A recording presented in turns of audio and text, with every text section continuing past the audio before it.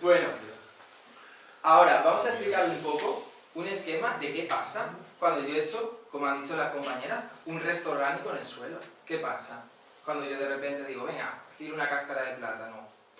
Y ahí se va degradando. ¿Pero qué es degradarse? ¿Qué es descomponerse? Exactamente. Bueno, yo, lejos de que esto parezca una clase de química horrible, yo no voy a... Simplemente os diré que para una cosa muy importante en ecología, en ciencias del suelo, es la relación carbono-nitrógeno, ¿vale? Es cuánta proporción de carbono hay en relación a la cantidad de nitrógeno, con lo cual, esa proporción nos dice que si esto es alto, esto es muy difícil de degradarse, de descomponerse. Cuanto mayor sea esto, más dificultad y más color marrón tiene. Por ejemplo, la paja, las ramas, todo lo que tenga color marrón tiene mucho más carbono que nitrógeno. Leñoso, todo lo leñoso, una rama la he hecho ahí en el suelo y ahí tarda en descomponerse la vida, ¿no? Y sin embargo, lo que es más verde, ¿qué ocurre con lo que es verde?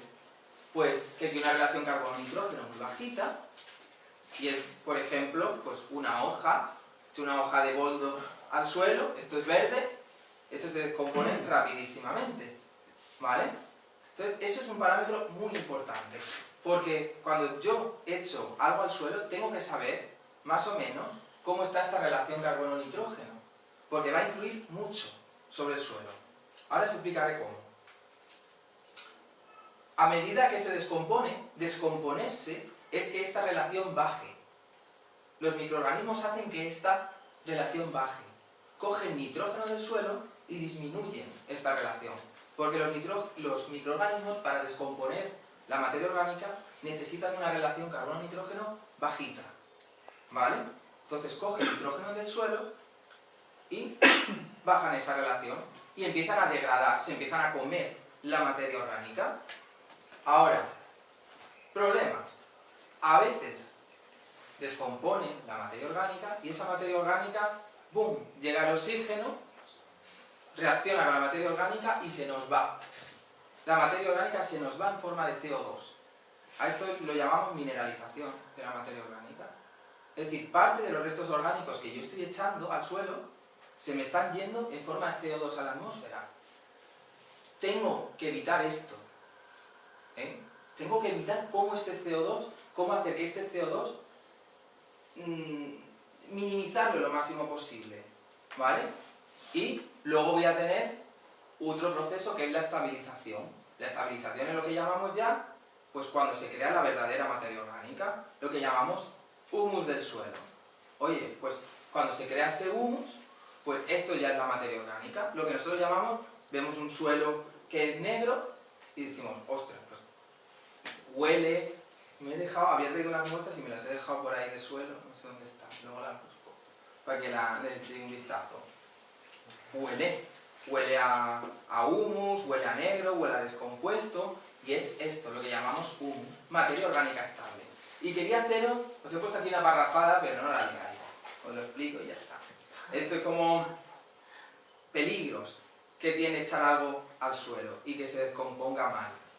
Por ejemplo, yo tengo un suelo poco fértil y le echo ramas o paja, algo que es muy difícil de descomponerse en un suelo que es tiene muy pocos nutrientes, ¿vale? ¿Qué ocurre? Os he dicho que los microorganismos cogen nitrógeno del suelo y hacen que esta relación baje. Pero ojo, que el suelo no tiene suficiente nitrógeno en este caso para que los microorganismos hagan este proceso. Los microorganismos han agotado el nitrógeno del suelo y hemos paralizado el suelo, así se llama. El hambre de nitrógeno de un suelo es cuando nosotros echamos muchos restos que son difíciles de degradar en un suelo que es muy poco fértil. Y lejos de mejorar un suelo, lo estamos empeorando muchísimo, ¿vale? Tenemos que tener muchísimo cuidado con eso. Si nuestro suelo sospechamos que es muy malo, no le podemos echar algo que sea de muy difícil degradación, descomposición. Tendremos que echarle siempre material verde al principio, para que empiece a ganar en contenido de nitrógeno y en fertilidad. Luego ya sí, pero al principio no, ¿vale? Entonces, Bueno, os he dicho que hay un mecanismo de estabilización de la materia orgánica en el suelo. Os lo voy a explicar así un poco en manera cómica. Esto, normalmente cuando estudiamos la materia orgánica decimos que hay tres tipos de cómo la materia orgánica está en el suelo de manera estable. Y cómo la materia orgánica se me queda en el suelo. ¿Qué es lo que pasa ahí? O sea, ¿por qué la materia orgánica se me queda en el suelo? Pues porque la materia orgánica está dentro de un agregado del suelo, dentro de un agregado muy pequeñito de suelo, se mete la materia orgánica y los microorganismos ya no pueden meterse ahí. Otra puede ser, pues que de repente el material que se ha formado es súper complicado de degradarse y los microorganismos, aunque puedan acceder a él, no se lo pueden comer. ¿Vale?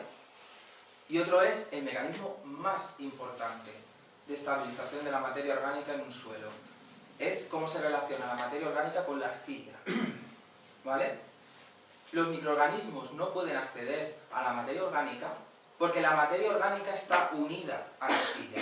Por eso os decía antes que teníamos que tener dos partes en un suelo muy importantes. Materia orgánica y arcilla. Las dos van a interaccionar de la siguiente manera. Este es el mecanismo más importante, sin duda, en cualquier suelo. Más importante. Esto es el milagro, entre comillas, de un suelo.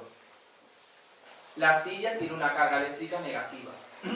La materia orgánica tiene una carga eléctrica negativa. Y las dos se unen a través de una carga positiva, que es un nutriente.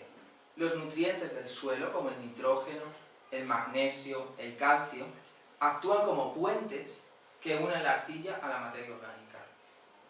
Es muy importante que nuestro suelo tenga nutrientes, también para que se forme este complejo que se llama arcillo-húmico. Y esta es la razón, de verdad, por la cual un suelo es fértil. Porque se forma esto. Nosotros lo llamamos puente de cationes, pero a los agrónomos lo llaman complejo arcillo-húmico. Y es, como digo, el milagro de un suelo. Cómo se pega la materia orgánica a una arcilla, o la arcilla a la materia orgánica. Y lo hace a través de los nutrientes del suelo. ¿Vale? Está todo muy interrelacionado, ¿vale? Hablaré un poco de los nutrientes. ¿Qué nutrientes tenemos en el suelo? Hay muchos. Ahora, en importancia, pues lo que la planta necesita sí o sí para vivir. Son los macronutrientes de un suelo. Cuando compráis, si compráis un fertilizante, ahí aparece contenido en NPK. ¿Qué es NPK? Nitrógeno, fósforo, potasio. Y os aparecen unas proporciones. Estos son los macronutrientes del suelo. Nitrógeno, fósforo y potasio. La planta los necesita en gran cantidad y son esenciales. Sin el nitrógeno la planta no puede formar proteínas, no puede formar aminoácidos, la planta no puede sobrevivir. ¿Vale? Y luego tenemos otros como el calcio y el magnesio. El calcio y el magnesio funcionan como puentes de lo que hemos dicho antes, entre la arcilla y la materia orgánica. ¿Vale? Y luego tenemos los micronutrientes, también se llaman oligoelementos, porque la planta los necesita en muy pequeña cantidad, pero también son esenciales. Sin ellos, la planta puede desarrollarse, pero no se desarrolla de todo bien. Y aquí tenemos hierro, zinc. Quien sea agricultor o maneje campos, seguramente los conozca. Si suelo, por ejemplo, el cobre es el único elemento que está aceptado en agricultura orgánica. El uso de cobre de un fertilizante artificial de síntesis está permitido por la legislación europea, porque de manera natural no se puede aportar y es necesario para las plantas. Ahora se están buscando otros mecanismos, pero la agricultura europea permite, en su forma de agricultura orgánica, para que te den el sellito de agricultura orgánica, que se use el cobre de síntesis artificial. Esto es lo que decía, los nutrientes son necesarios. La arcilla tiene carga negativa, los nutrientes tienen carga positiva, y esto puede ser arcilla o materia orgánica. Los nutrientes se van a pegar a la arcilla y la materia orgánica como si fuera un velcro. Van a actuar como centro de núcleo de atracción hacia los nutrientes. Cuanta más arcilla y sobre todo cuanta más materia orgánica tengamos en un suelo, más nutrientes tenemos. Eso es fundamental, esto es lo básico, ¿vale? Y por eso está muy bien y es muy bueno que un suelo tenga materia orgánica. Tendrá mucha mayor cantidad de nutrientes, ¿vale? Por muchos nutrientes que le eche a un suelo, si ese suelo no tiene materia orgánica, ese suelo no va a acumular esos nutrientes. Los nutrientes se van a perder. Entonces, los nutrientes que tenga mi suelo no van a depender de las entradas de nutrientes que tenga. Va a depender, obviamente, pero va a depender sobre todo de la capacidad que tenga el suelo de acumular esos nutrientes. ¿Vale? No sé si os estoy aburriendo demasiado. No. Os voy a enseñar una estructura para mí es muy visual. Esta es la estructura química de un compuesto que veis. Esto es la clorofila, que tiene magnesio. El magnesio es necesario, por ejemplo, para formar la clorofila. Sin magnesio no tenemos clorofila. Sin clorofila no tenemos fotosíntesis. Sin fotosíntesis la planta se me muere. Un suelo tiene que tener magnesio.